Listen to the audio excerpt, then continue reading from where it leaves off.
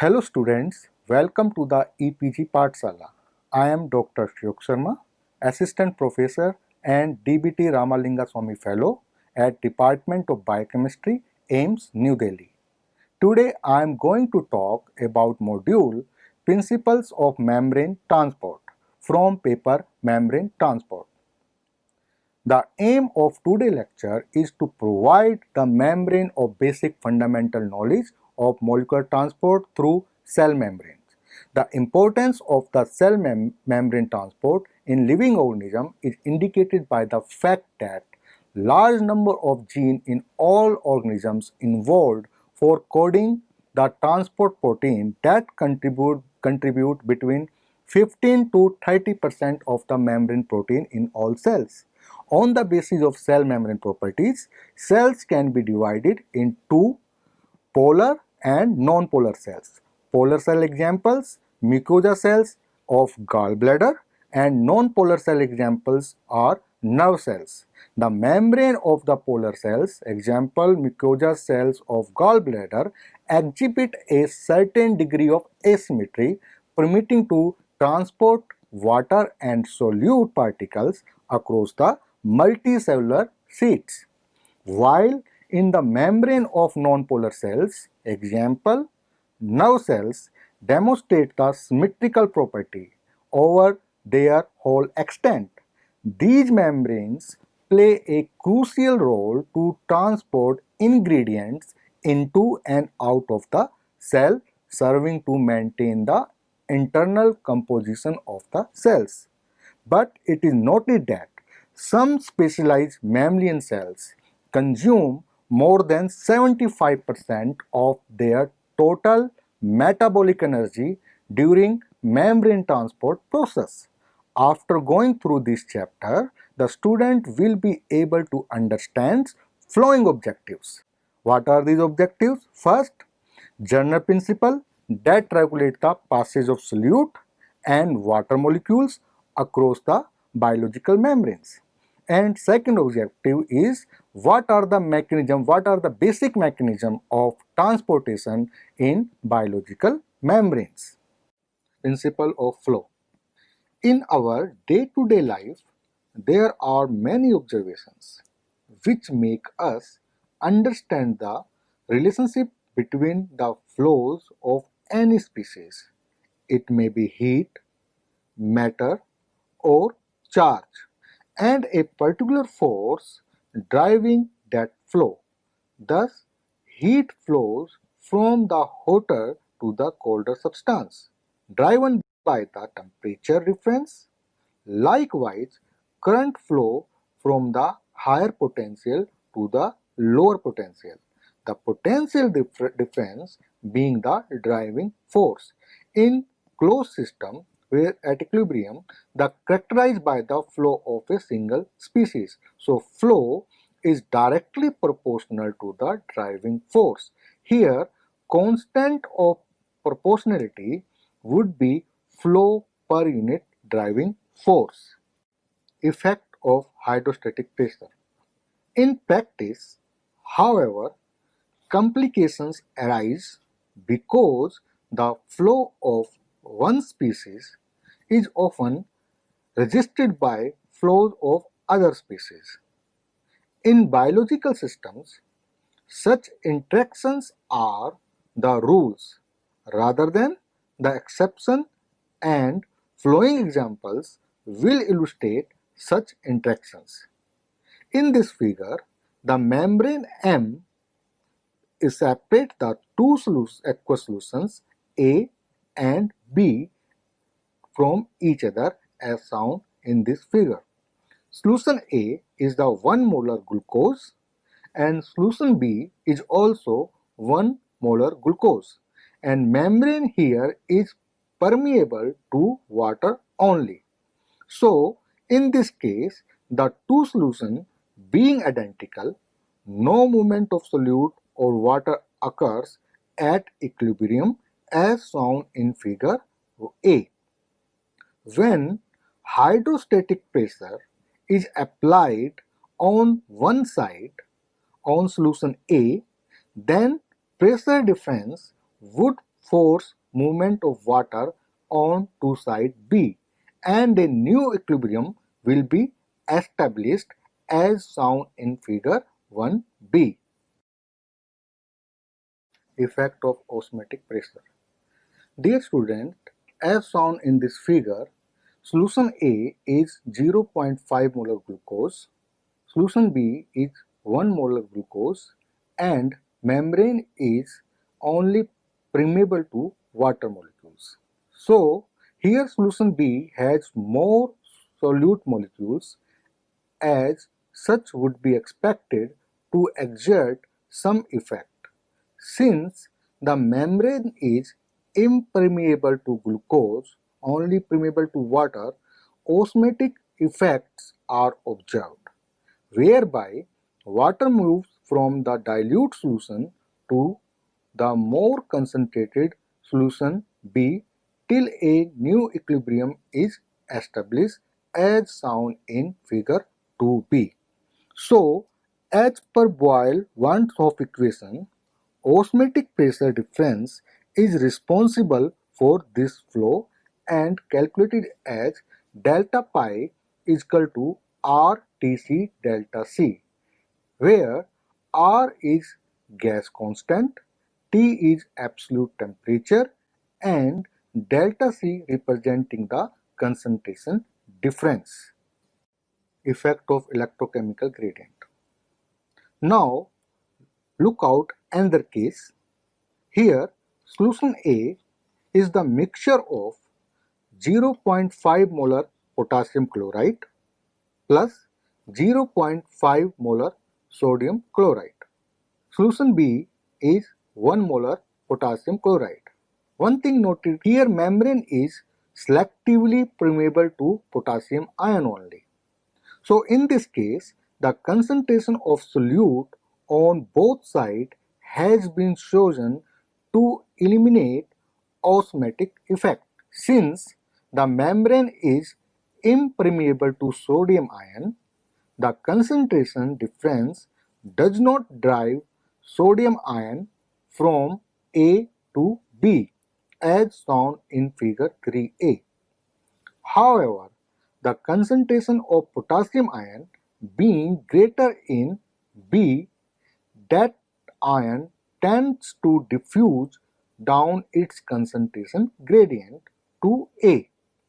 During this process, it leads to the accumulation of net positive charge on the membrane facing solution A, and thus causing retardation of further movement of potassium ion as shown in figure 3b. At equilibrium, the tendency for potassium ion to move down the concentration gradient is balanced by the potential difference retarding that movement. So, potential difference at this situation at equilibrium is calculated by Floyd-Nernst equation. Thus, by generating ionic concentration difference across the lipid bilayer, cell membranes can store potential energy in the form of electrochemical gradients, which can be used to drive various transport process in biological system.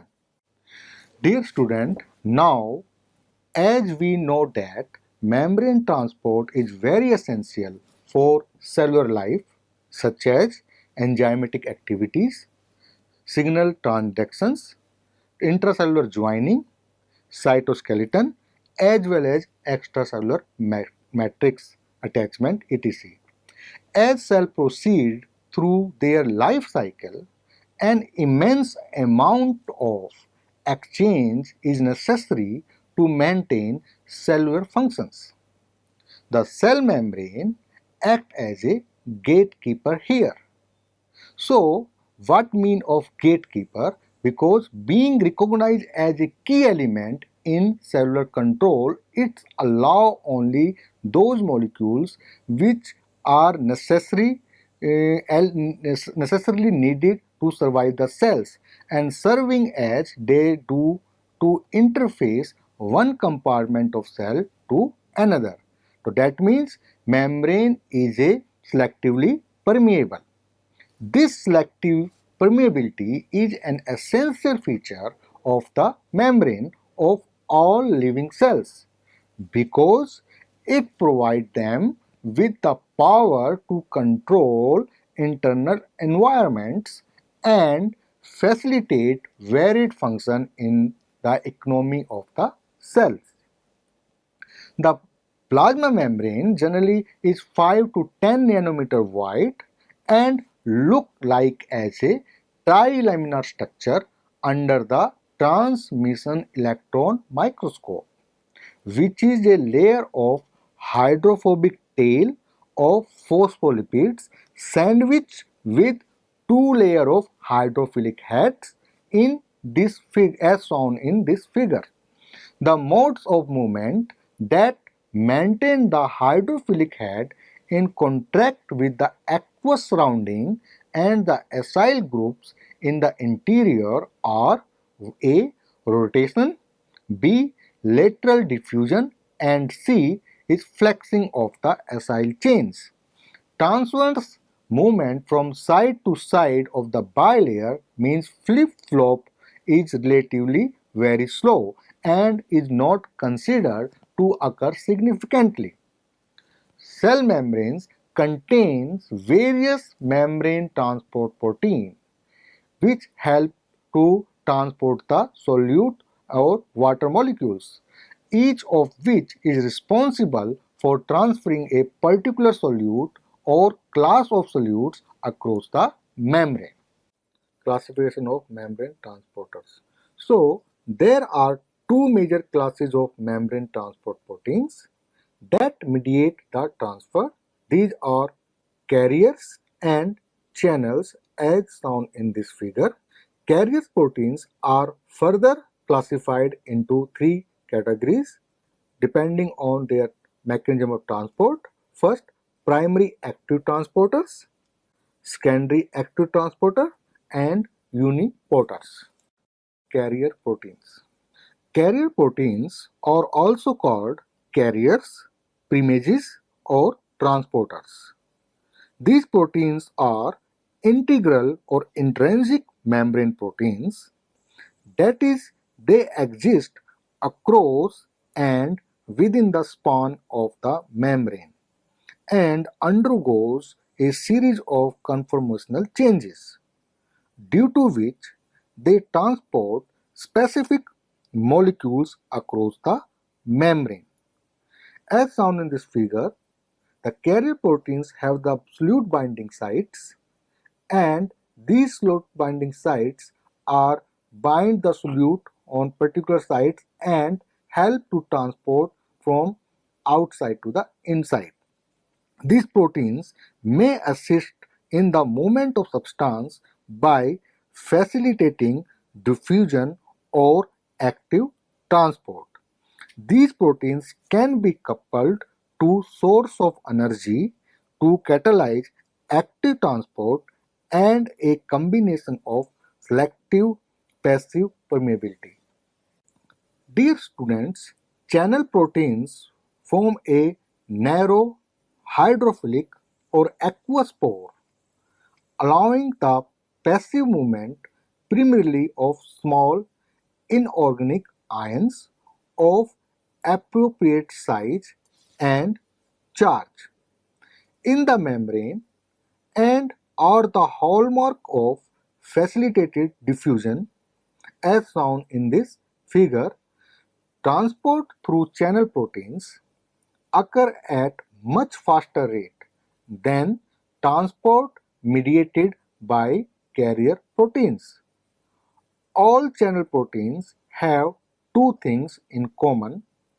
They facilitate a thermodynamically favorable net movement of particles, and they demonstrate an affinity and specificity for the particles being transported.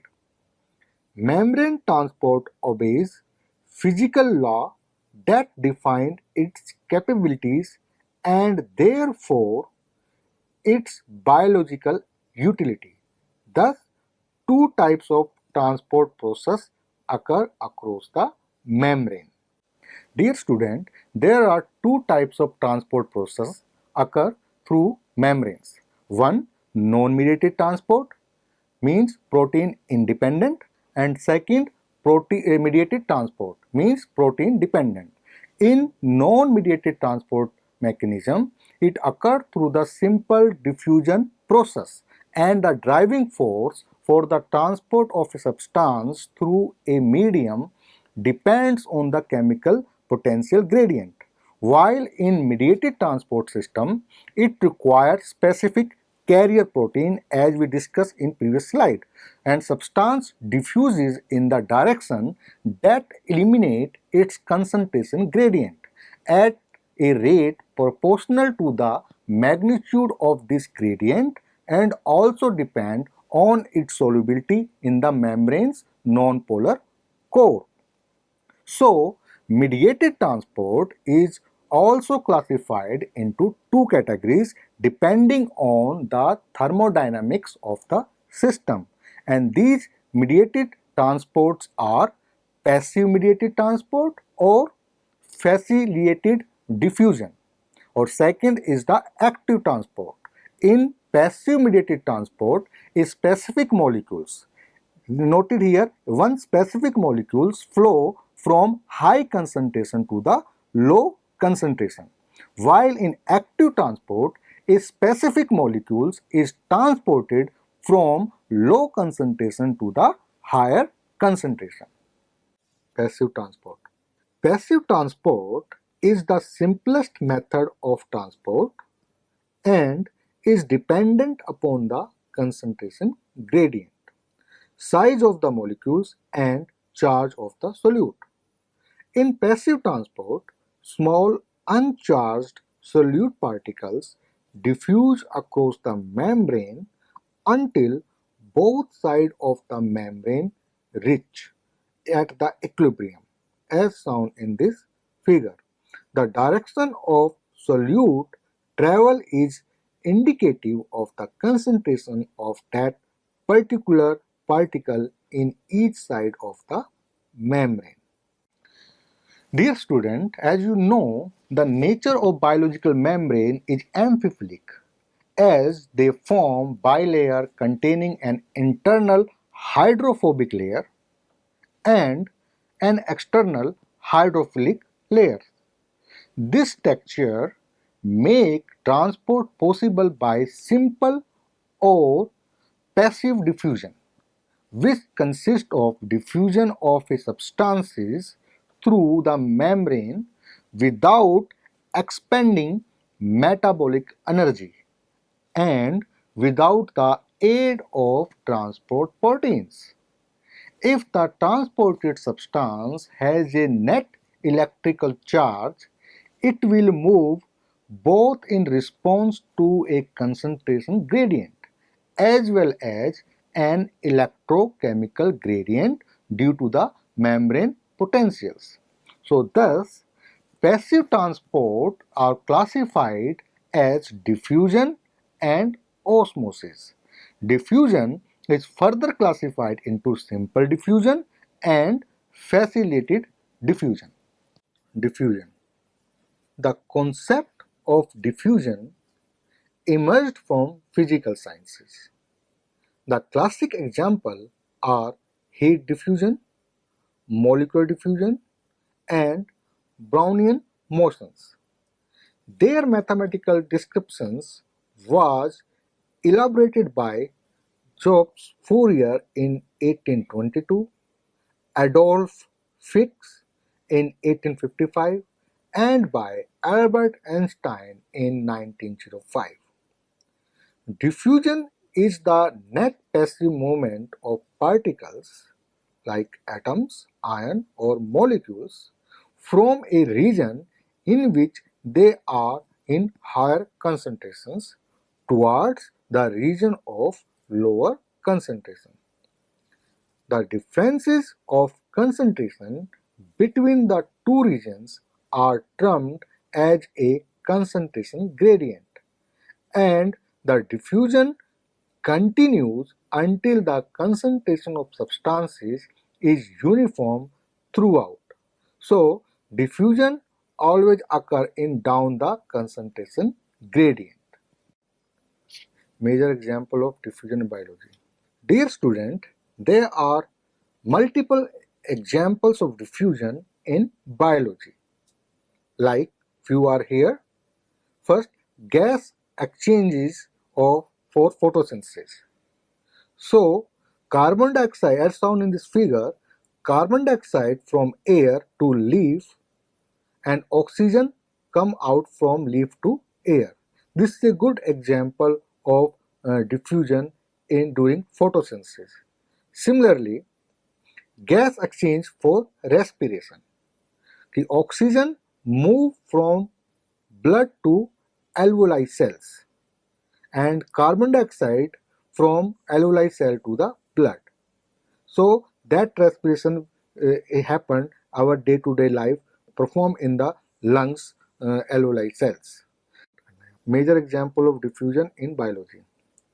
Similarly, transfer of transmitter substance in synapses.